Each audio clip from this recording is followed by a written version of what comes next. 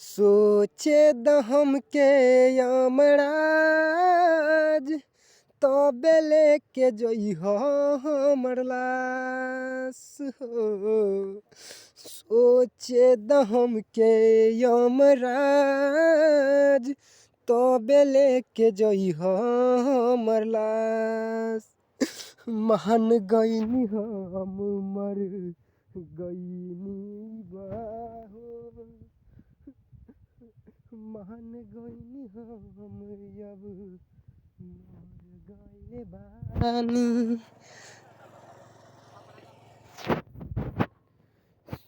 सोचे दहम के यमराज तबे लेके जइहो हमर लाश हो।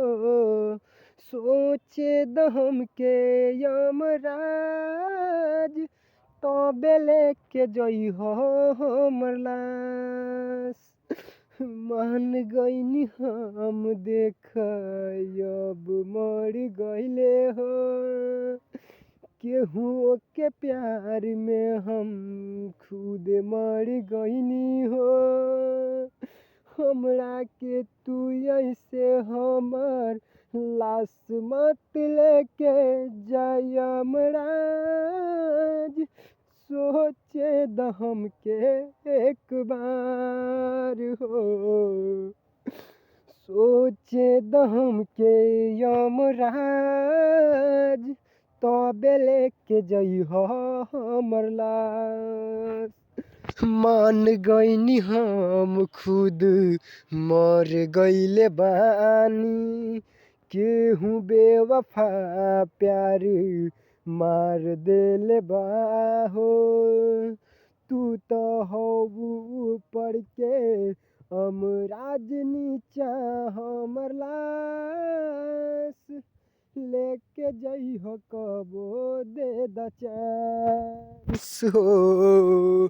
कहे गुड्डू अनुराज विक्रम बेदर्दी केहू के छोड़ी नहीं प्यार वाला हल्दी। जे कोई प्यार कइले बा सबके दिल दुखाला यमराज तबे लेके जइहो हमर लाश हो। जानतानी मरल बनी हम ई जंगल में। खुदे न रहले बाटी उ किस्मत कंगल में।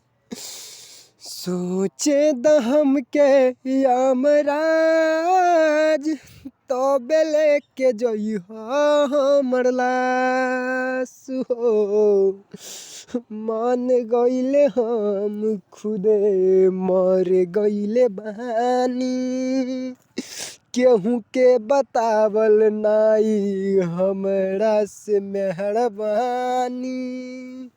आप सुन रहे हैं गुड्डू अनुराज का तरफ से धन्यवाद।